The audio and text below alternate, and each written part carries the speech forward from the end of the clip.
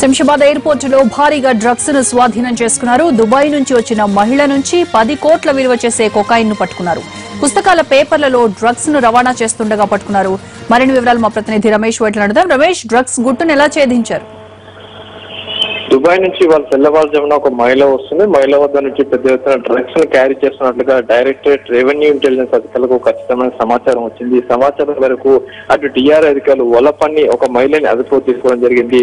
Airport లో దిగిన వెంటనే సదరు మహిళ ఏదైతే డ్రగ్స్ తీసుకొని వస్తున్న మహిళ అని చెప్పి ఖచ్చితమైన సమాచారం ఉందో మహిళని టీఆర్ అధికారులు అదుపులో తీసుకోవడం జరిగింది. అదుపులో తీసుకున్న తర్వాత ఆ మహిళను పదే దాదాపు 2 గంటల పైగా ప్రశ్నించినప్పటికీ తన దగ్గర ఎలాంటి డ్రగ్స్ లేవని చెప్పి ఆ మహిళ బుకాయించే ప్రయత్నం చేసింది. చివరికి స్ట్రిప్పర్ డాగ్స్ ని తీసుకొని వచ్చి అధికారులు చెక్ చేయించగా మొత్తం 5 బుక్స్ ని ఆ డాగ్స్ పసిగట్టాయి. అయితే దీంతో వెంటనే బుక్స్ ని తెచ్చి చూడగా 2 పుస్తకాల మధ్యలో ఉండే పేపర్స్ ని పూర్తిగా అటాచ్ చేసి దాన్ని ఒక పాకెట్ లెక్క తయారు చేసి చూస్తున్న విజువల్లో అది ఒక పాకెట్ లెక్క తయారు చేసి దాంట్లో డ్రగ్స్ నింపేసి దాన్ని పూర్తిగా ప్యాకింగ్ చేసి ఆ పుస్తకాలని క్యారీ చేస్తున్నారు. మొత్తం 5 పుస్తకాలని అధికారులు స్వాధీనం చేసుకున్నప్పుడు దాంట్లో దాదాపుగా 2 కిలోల పైగా డ్రగ్స్ కొకైన్ పట్టుకోవడం జరిగింది.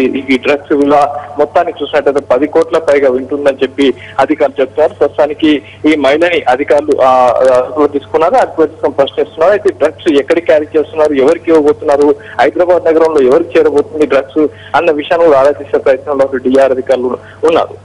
రైట్ రమేష్.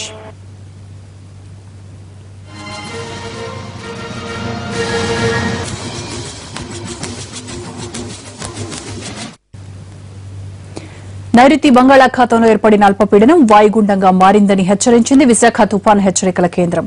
చెన్నైకి దక్షిణ ఆగ్నేయ దిశగా 240 కిలోమీటర్ల దూరంలో కేంద్రీకృతమైన ఈ వాయుగుండం ఉత్తర వాయువ్య దిశగా పయనించే అవకాశం ఉన్నట్టు తెలిపారు అధికారులు.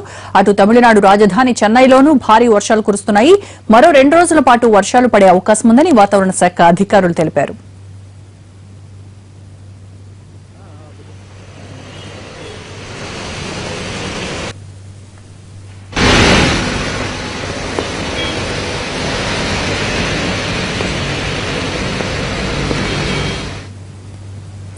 తమిళనాడులో భారీ వర్షాలపై మరిన్ని వివరాలు మా ప్రతినిధి వసుంధర అందిస్తారు. Vasundhara, over to you. రోజు యాక్చువల్ గా ఏంటంటే నిన్నటి నుంచే ప్రారంభమైన ఈ వర్షాలు ఎలాగంటే నైరుతి బంగాళాఖాతంలో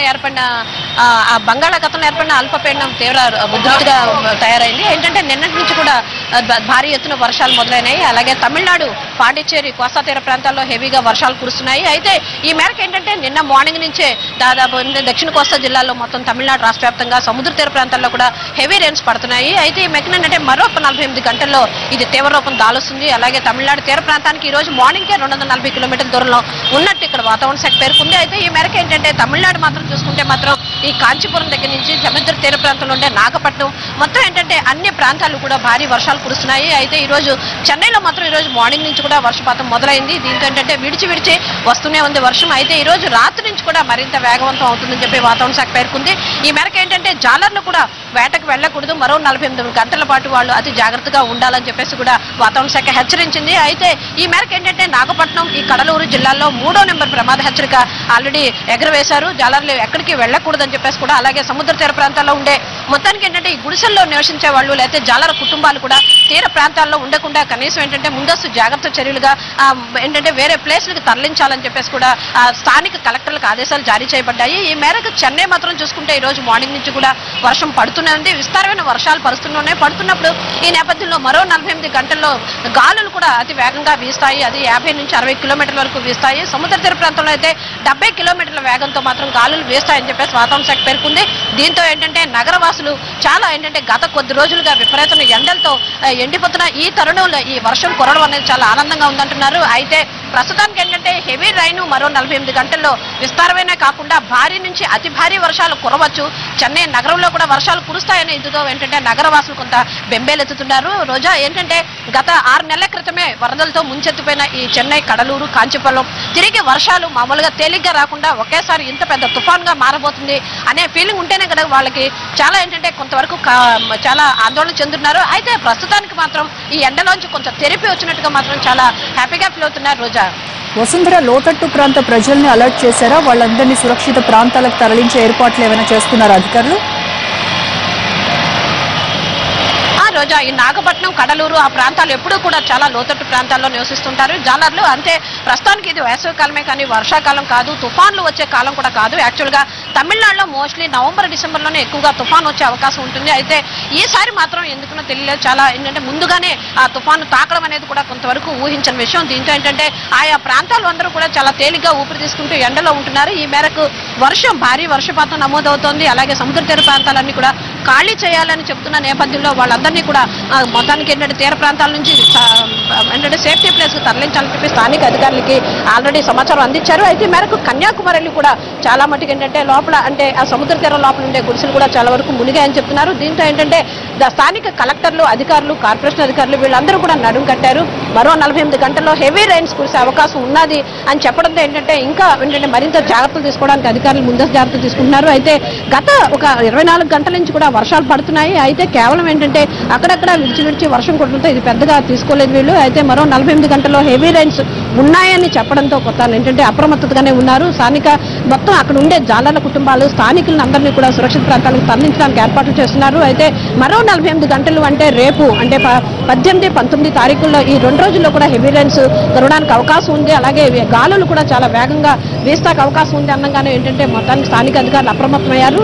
ఇదిలా ఉండగా నిన్న మార్నింగ్ కూడా యాక్చువల్ గా తమిళనాడు రాష్ట్ర వ్యాప్తంగా ఎన్నికలు జరిగాయి. ఈ ఎన్నికల నేపథ్యంలో కూడా ఏంటంటే ఇంత పెద్ద వర్షం వచ్చి ఉంటే కనుక నిన్న ఎన్నికలు జరగకుండా చాలా ఏంటంటే ఆటంకం కలిగి ఉండొచ్చు అని చెప్పేసి ఈ రోజు వర్షం భారీ ఎత్తున నగరంలో ఎక్కువగా ఉండడంతో ఒక్కరోజు వర్షం ఆగిందనే ఊపిరి కూడా రాజకీయ నేతలే కాదు ప్రజలు కూడా ఊపిరి తీసుకుంటున్నారు. అయితే మరో 48 గంటల మాత్రం ప్రజలందరూ కూడా అప్రమత్తగా ఉండాలని చెప్పేసి స్థానిక వాతావరణ శాఖ పేర్కొంది. అలాగే స్థానిక అధికారులు కూడా 3వ నెంబరు ప్రమాద హెచ్చరిక ఎగరవేసి అలాగే జాలర్లను కూడా చాలా అప్రమత్తగా ఉండాలని చెప్పేసి హెచ్చరిస్తున్నారు. రోజా రైట్ వసుంధరా.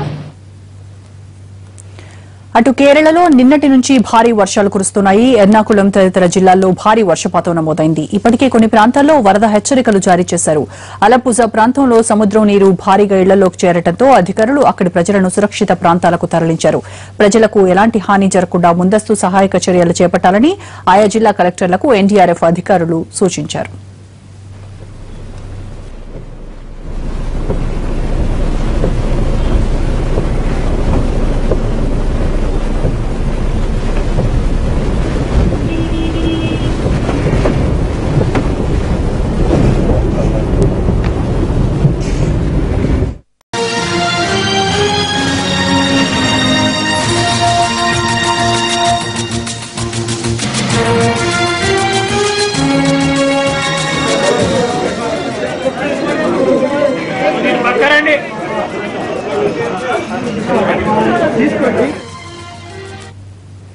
హైదరాబాద్ ఔటర్ రింగ్ రోడ్డు వద్ద ఘోర రోడ్డు ప్రమాదానికి గురైన అప్కాప్ చైర్మన్ పిన్నమనేని భార్య మృతి చెందారు. ప్రస్తుతం ఆమె మృతదేహం స్వగ్రామం రుద్రపాకకు తీసుకొచ్చారు. కుటుంబ సభ్యుల్ని పరామర్శించేందుకు స్థానికులు, నేతలు తరలి వస్తున్నారు. మరిన్ని వివరాలు మా ప్రతినిధి హరీష్ లైవ్ లో అందిస్తారు. Harish, over to you. Roja Krishna జిల్లా రుద్రపాకలో విషాద ఛాయలు అనుకున్నాయి. మాజీ మంత్రి ఆప్కా చైర్మన్ గా పనిచేసిన పిన్నమనేని వెంకటేశ్వరరావు హైదరాబాద్ వద్ద జరిగినటువంటి రోడ్డు ప్రమాదంలో చిక్కున్నారు. ఆయన కుటుంబం, ఆయన భార్య మృతి చెందగా కార్ డ్రైవర్ కూడా మృతి చెందారు. ఆయనైతే ప్రాణాలతో బయటపడినప్పటికీ కూడా ఆ కుటుంబంలో మాత్రం విషాద ఛాయలు అనుకున్నటువంటి పరిస్థితి కనిపిస్తుంది.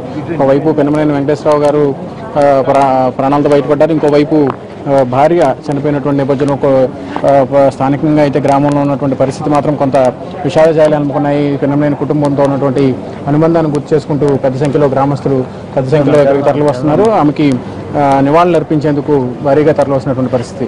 మరోవైపు చూసుకుంటే కనుక పిన్నమనేని వెంకటేశ్వరరావు గారు ఆసుపత్రిలో చికిత్స పొందుతూ కోలుకుంటున్నారు. రేపొద్దున్న ఆయన డిశ్చార్జ్ చేసి గ్రామానికి వచ్చేటువంటి పరిస్థితి కనిపిస్తుంది. ఆ తర్వాత అంత్యక్రియలకు సంబంధించినటువంటి కార్యక్రమాలు స్వగ్రామంలోనే జరిగేటువంటి పరిస్థితి. ఇంకోవైపు చూసుకుంటే కనుక మరోవైపు ముఖ్యమంత్రి చంద్రబాబు నాయుడు కూడా ఢిల్లీ పర్యటన అనంతరం గన్నవరం విమానాశ్రయానికి వస్తారు.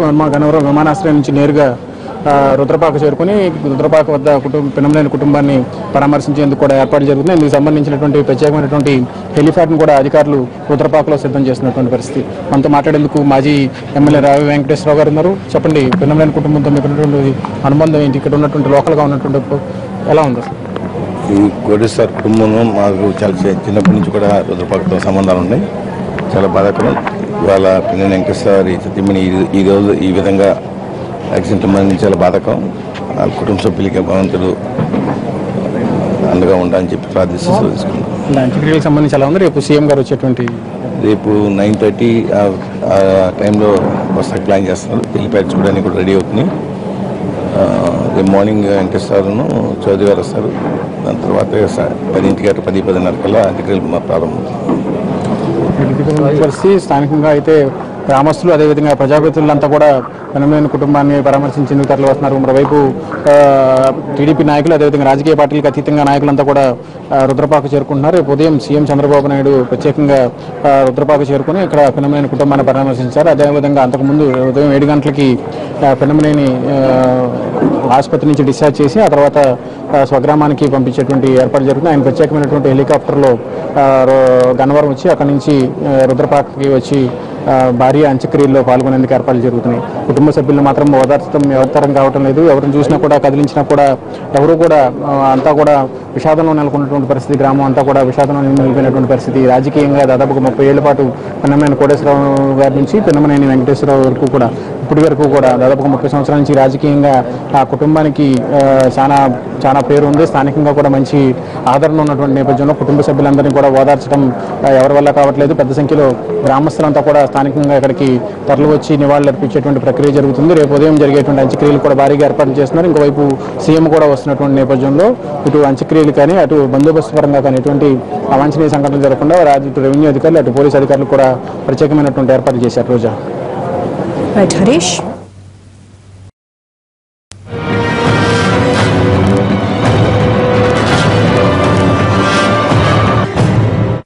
ఆడదొంగలు ఆరితేరిపోయారు. కొత్త ట్రెండ్ కు తెరలేపారు. ఎవరికీ అనుమానం రాకుండా, అనుమానం వచ్చినా కనీసం తనిఖీ చేయడానికి వీల్లేని చోట్ల వస్తువులు దాస్తూ దుకాణదారులను బురిడి కొట్టిస్తున్నారు. హైదరాబాద్ పంజగుట్టలోని ఓ వస్త్ర దుకాణంలో తల్లి కూతుళ్లు దొంగతనం సీసీ కెమెరాలో రికార్డైంది.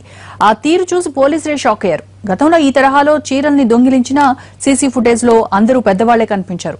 కానీ ఈసారి అదే పని అదే తరహాలో ఓ బాలిక చేయడంతో నెక్స్ట్ జనరేషన్ కూడా అలా తయారైందని తలలు పట్టుకుంటున్నారు పోలీసులు.